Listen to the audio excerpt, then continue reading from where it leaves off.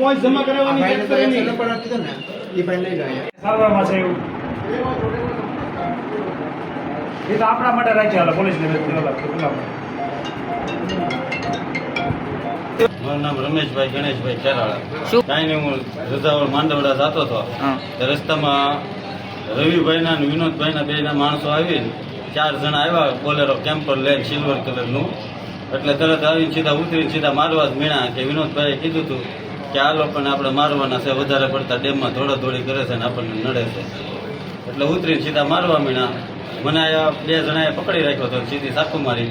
એટલે હું એને મુકાવીને ભાગી ગયો. ઓલો ખાલી જ છે કે નહીં મારી યાર, એ દોડવા મીણો એટલે એને પાછળની સાકુ મારી દીધી 3-4 જગ્યાએ.